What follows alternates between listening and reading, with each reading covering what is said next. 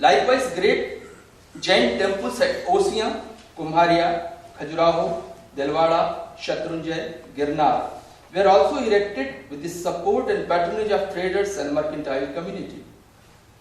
This is true even in present day context, one can see everywhere. The Jain inscriptions of Vikram Samvat 1011, that is 954 Sarka era, in the Parshvanath temple, Khajuraho, refers to the construction of the temple of Jinnanath, that is Adinath, by a Jain trader Pahil of Grahapati family, who was honored by the then Chandel ruler Dhang for this magnificent contribution, which in its sculptural and inscriptional content was the example of socio-religious harmony and mutuality between Brahminical and Jain faiths.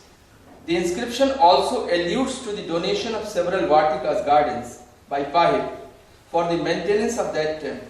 Interestingly, these gardens in inscription are named as Pahil, Chandra, Lagu Chandra, Shankar, I repeat Shankar, Panchayatan, again Vedic Puranic concept of the worship of collectively 5 temples or images of 5 main or principal deities of the Brahminical cult, Shiva, Vishnu, Shakti, Surya, Ganesh.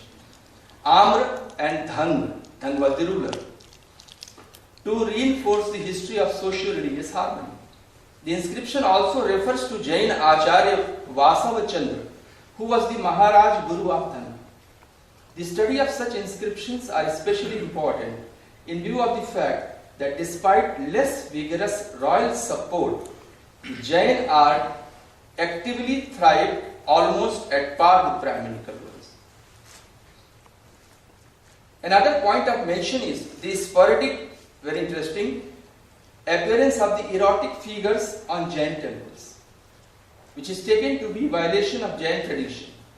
But the probing into the textual references interestingly reveal as to the sanction for such renderings on Jain temples. And socio-psychology through the text. The Jain text Harivansh Purana of 783 Sarka era provides an interesting reference in this respect. It refers to the construction, I have given the verses I am not reading, refers to the construction of a Jain temple by Sreshtin Kamadatta, who for the sake of attraction of the masses, Prajayah Kautukaya, also installed the figures of Kamadevan Rati in the temple called Jinagar. It also alludes to the worship of Kamadevan Rati along with the Jain images. Interestingly, on the exterior walls of Parshvanath, temple of Khajuraho, I have come across 4 sets of the images of Kam and Rati with the distinctive iconographic features we all know, which is the highest number of Kam Rati images on a single temple at Khajuraho. So here comes the Jain context. The representations of amorous couples engrossed in different erotic activities on the Jain temples of 10th and 13th century Sarka era, both of Shwetambar and Digambar affiliations, are indicative of the change in social milieu in Jain context. The main examples of such erotic figures are found from the Jain temples at Khajuraho. 3 are on Parshvanath temple, Devgarh, Taranga, Ajitnath temple of the time of Kumarpala Chalukya, 12th century Sarka era, and Kumharia, Neminath temple of 12th century Sarka era. Like the Brahminical temples, the Jain temples also represent a concept in which the 24 Jinas or Tirthankaras, embodiment of highest spiritual values, occupy the highest position, and their idols are enshrined in the sanctum and also on different parts of the temple. Another identical point of Brahminical and Jain temples is that these are non-sectarian in spirit. I repeat, these are non-sectarian in spirit and manifestation, because besides the principal image of sanctum suggesting the religious dedication or affiliation, different parts of the temples exhibit the figures of all other deities or the jinas, ignoring the specific attribution of the temple. This should be taken into account while making any such study. It is due to this fact that Brahminical deities appear on Jain temples as well as jinn figures on the Brahminical temples as mentioned earlier.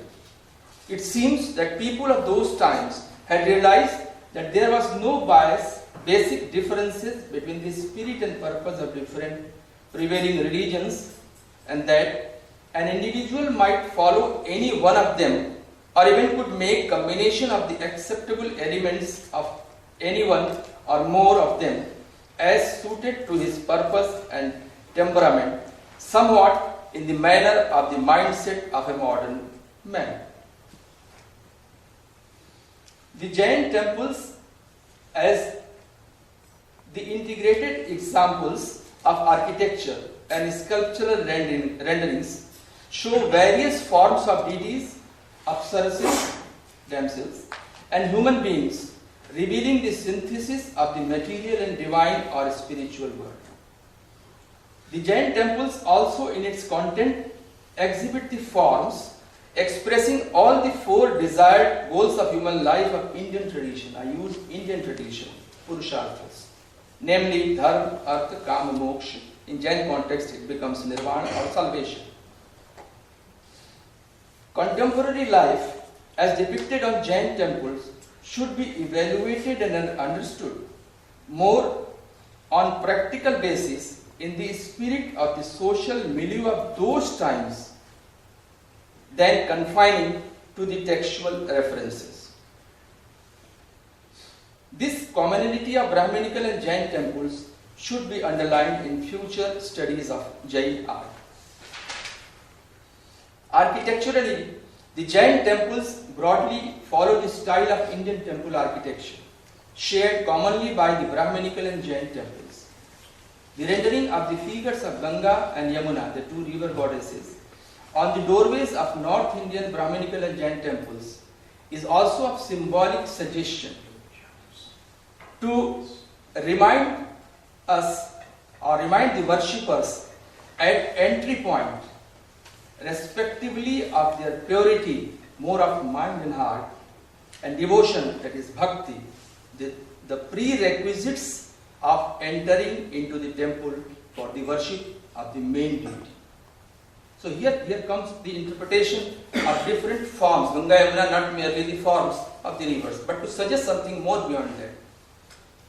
The Jainas have contributed both to the making of the structural and rock cut temples spread over the whole of India, and in several examples, their existence side by side with the Brahminical temples, such as at Osiyan, Khajuraho, Badami, Aiholi, Ellora, Halebid, Kanchipura.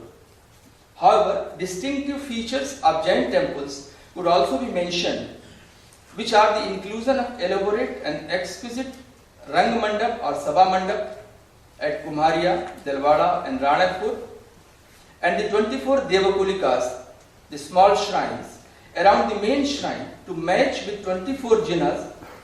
Sometimes the number of small shrines goes to 48 and even more. Now, the case study of Gomateshwar Bahubali, I have taken one example. The case study of Gomateshwar Bahubali icons will show how the holistic, conceptual and contextual study based on texts and art brings forth broad-based conclusions, some of which are relevant in present-day context of violence, conflicts, excessive possessiveness and environmental problems. Art examples of past should now be used as tool for sustaining social harmony also. Bahubali, also known as Gomateshwar in the southern tradition, occupies a singularly venerated position in the Jain tradition and worship, and hence in visual art. It is particularly important to note that Bahubali was neither a Jain, highest in Jain worship, nor does he figure in the list of the 63 Shalaka Purushas, great men, named in the Jain texts.